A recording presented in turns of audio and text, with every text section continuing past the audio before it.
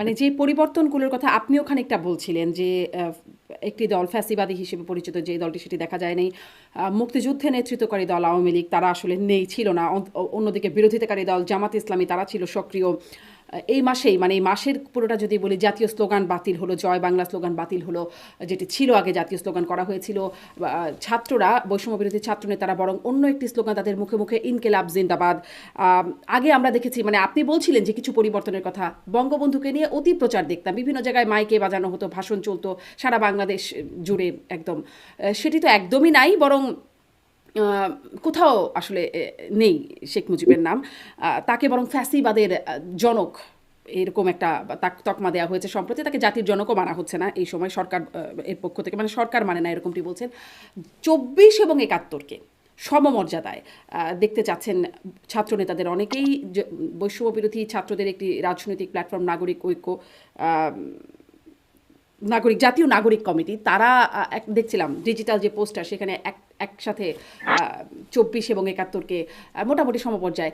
আপনার কি মনে হয়, মানে এই বিষয়গুলো আপনিও বলছিলেন যে পরিবর্তন যেগুলো চোখে এসেছে বা আপনি দেখেছেন, সাধারণ মানুষের কাছে এই বিষয়গুলো কিভাবে যাচ্ছে? দেখেন, অনেক সাধারণ মানুষের সাথে তো আমার আলোচনা করার সুযোগ হয় না। সাধারণ মানুষের তো নানান মতামত, কিছু কিছু এই যে আমরা ম্যান অফ দি স্ট্রিট যাদেরকে বলি, তাদের মতামত কিছু কিছু মিডিয়াতে মাঝে মাঝে প্রচার করা হয়, কিন্তু সেটাই তো সব মতামত নয়। তবে আমি একজন সাধারণ নাগরিক হিসেবে যেটা মনে করি, একাত্তরের মহান মুক্তিযুদ্ধ এবং মুক্তিযুদ্ধের মধ্য দিয়ে একটা স্বাধীন দেশের জন্ম, সেটার সাথে ২৪-কে মেলানোর কোনো সুযোগ নেই। ২৪ একটা গণ অভ্যুত্থান, ছাত্র গণ অভ্যুত্থান। ২৪ আপনার ফ্যাসিবাদের পতনের দিন, ৫ই আগস্ট, এগুলো আপনি আলোচনা করতে পারেন।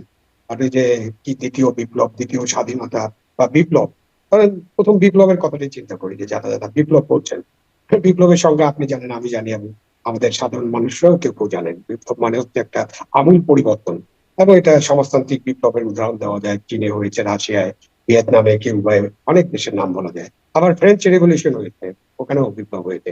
তো বিপ্লব মানে হচ্ছে যে একটা ব্যবস্থার আমূল পরিবর্তন। এবং যারা মার্কসিস্ট বা যারা বিপ্লব নিয়ে অনেক চিন্তা ভাবনা করেন, বা যারা পলিটিক্যাল সায়েন্টিস্ট, তারা জানেন এটা একটা ক্লাস থেকে আরেকটা ক্লাসের হাতে ক্ষমতা যায়। সুতরাং ২৪-এর যে ৫ই আগস্ট এবং তার আগ পর্যন্ত, যেটাকে ৩৬শে জুলাই বলা হয়, আমরা তো ৩৬ জুলাই বলি, কিন্তু সারা পৃথিবীতে আর এটাকে ৩৬ জুলাই বলবে না, এটা ক্যালেন্ডার। তো আমরা আমাদের ইমোশন দিয়ে অনেক কিছু বলতে পারি।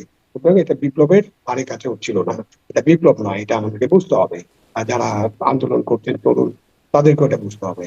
তারপর ধরেন দ্বিতীয় স্বাধীনতা বলতে কি? স্বাধীনতা একবারই হতে ছিল, সেটা এই ১৫ই ডিসেম্বর ১৯৭১ সালে পাকিস্তানি বাহিনীর এই রেসকোর্স, আমি যেখানে আছি তার থেকে খুব কাছে, এখানে বিকাল ৪টার দিকে পাকিস্তান বাহিনীর ৯৭,০০০ ৯৬,০০০ সৈন্য সারেন্ডারের মধ্যে দিয়ে, তাদের জেনারেল নিয়াজের সারেন্ডারের মধ্যে দিয়ে একটা স্বাধীন দেশের জন্ম হয়েছিল, সেটার নাম স্বাধীনতা। এবং স্বাধীনতার জন্য ৯ মাস ব্যাপী যুদ্ধ করতে হয়েছে। এবং স্বাধীনতার এই সূত্রপাত কিন্তু একদিনে হয়নি, শুধুমাত্র ১৬ই ডিসেম্বর কিংবা ২৬শে মার্চ কিংবা ৭ই মার্চ কিংবা ২রা মার্চের স্বাধীনতার পতাকা উত্তোলন, ৩রা মার্চ স্বাধীনতার ইফতেহার পাঠ, এগুলোর পেছনেও অনেক দিন ধরে স্বাধীনতার জন্য যারা স্বাধীনতাকামী মানুষ ছিলেন, তারা কাজ করেছেন।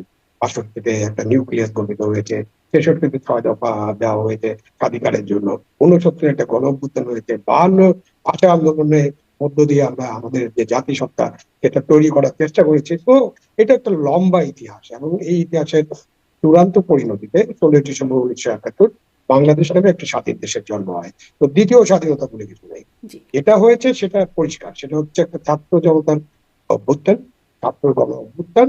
এবং এই অভ্যুত্থানের মধ্যে দিয়ে ১৬ বছর, ১৫ বছর বা ১৭ বছর ধরে যে শাসন, স্বৈরাচারী শাসন, স্বৈরাচার হয়ে গিয়েছিলেন, ২০০৮ সালে তারা কিন্তু জনগণের ভোটে নির্বাচিত হয়েই সরকারে এসেছিলেন। এই ব্যাপারে তো কোনো দ্বিমত করার কোনো সুযোগ নাই, কারণ এগুলো ইতিহাস।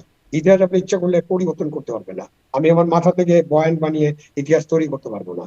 বাট ১৪ সালের পর থেকে গত ১০ বছরে তারা একটা কর্তৃত্ববাদী শাসন, একটা ফ্যাসিবাদী শাসন, স্বৈর শাসন, খুন খুন, ভোট নাই, রাতে ভোট, দিনে অনেক দিনে কোনো ভোট হয় না, দিনের বেলা শুধু বাক্স ভরা হয়, আবার আমি তুমি ডামি, এইসব নির্বাচনের মধ্যে দিয়ে পুরো গণতান্ত্রিক ব্যবস্থাকে ধ্বংস করা হয়েছে।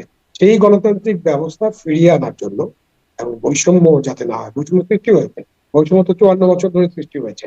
আমরা যে মুক্তিযুদ্ধ করেছিলাম বা স্বাধীনতার জন্য আমাদের যে সংগ্রাম ছিল, তার স্পষ্ট লক্ষ্য ছিল যে বাংলাদেশে একটা গণতন্ত্র প্রতিষ্ঠা হবে, বাংলাদেশ একটা মানবিক রাষ্ট্র হবে, বাংলাদেশ একটা অসাম্প্রদায়িক রাষ্ট্র হবে এবং বাংলাদেশের বৈষম্য দূরীকরণ করা হবে। একসময় সমাজতন্ত্রের কথা বলা হতো, এখন সামাজিক ন্যায় বিচার বলা হয়। তা 54 বছরে অনেক মানুষের উন্নতি হয়নি এটা বলা যাবে না। আমি 54 বছর আগে 71-এর মুক্তিযুদ্ধে যখন মাঠে মাঠে ঘুরেছি তখন অনেক মানুষের পরনে আমি নেংটি দেখেছি, গেঞ্জি ছিল না, শাড়ি পরা মহিলারা শাড়ি শুকিয়ে আবার সেটা পরতে গোসল করার পরে, তো পায়ে স্যান্ডেল ছিল না। ওইখান থেকে আপনি যদি দেখেন তাহলে দেখবেন যে আমাদের মানুষের এখন পোশাক আছে, মানুষের কিছু কাজকর্ম আছে, কিন্তু মানুষের বৈষম্য যেটা ছিল, তখন 22 পরিবার ছিল, এখন 22,000 নাকি 22 লক্ষ পরিবার রয়েছে, এটা খুঁজে বের করতে হবে। যাদের হাতে সম্পদ কুক্ষিগত হয়েছে, ধনী এবং গরিবের ব্যবধান বেড়েছে, যেটার জন্য স্বাধীনতা যুদ্ধ হয়নি।